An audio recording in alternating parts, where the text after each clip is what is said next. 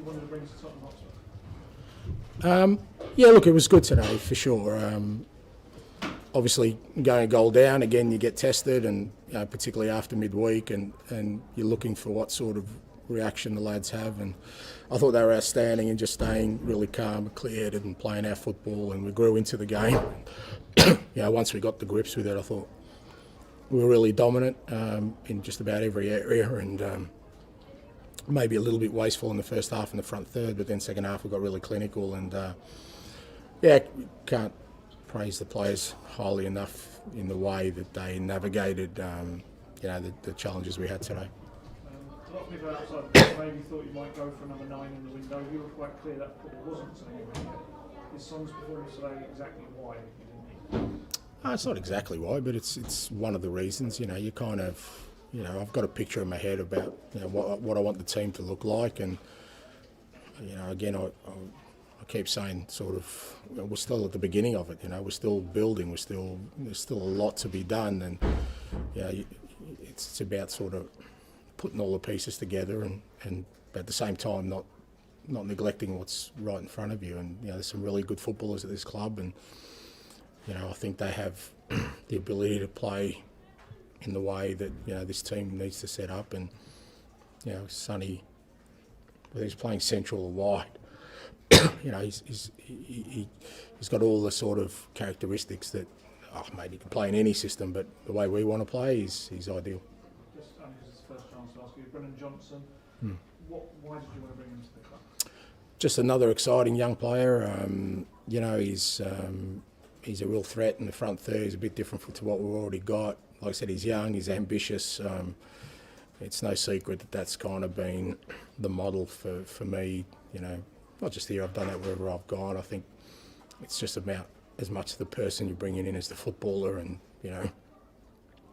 looking at him, he's going to fit in really well with this group because he's, like I said, he's really ambitious, he's hungry, he wants to sort of take his game to another level, and like I said, the technical and the physical attributes he has, I think he'll fit in really well with us. Just the last one for me. Anything you wanted in the window and couldn't get? I know you wanted another centre-back, you said at one point.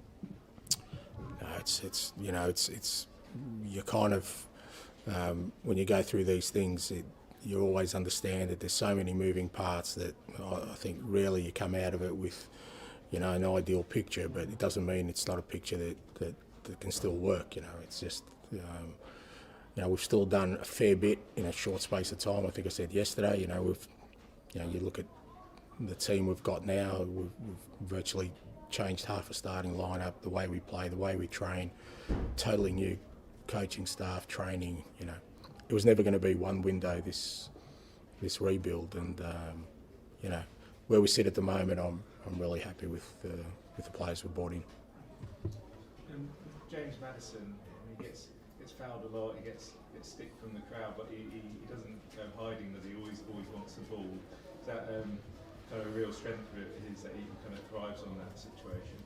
Yeah, look, he's very. Obviously, I've only got to know him recently as a person, but he's a pretty strong, resilient guy.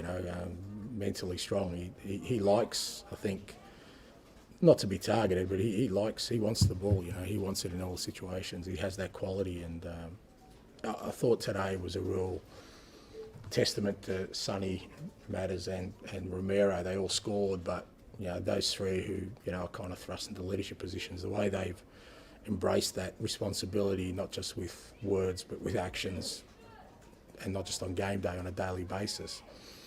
I think that's as encouraging for me as anything, because as fantastic players they are individually, they're really bought into that team ethic, and Matters is one of those. It's not just, he's so creative, and today he showed how clinical he was in front of goal, but just his preparedness to work hard for the team, I think is a great example. Vincent, we've talked about emotional roller coasters over the last few weeks or so how do you stop this one being the other way?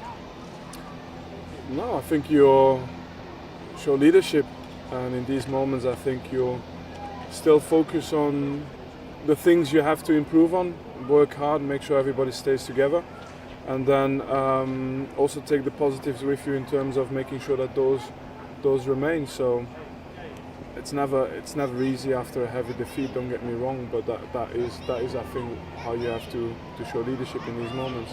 And in terms of the positives, Lyle Foster again with the goal, a great start to the game. Yeah. At this moment, it's rather tough to just single out performances, but I mean everybody works hard. Everybody's doing everything they can for the club, for the badge, for the shirt, and we come up against some very good sides at the start. We feel like we can get better, and we focus on that a lot at the moment. And is this about learning as well?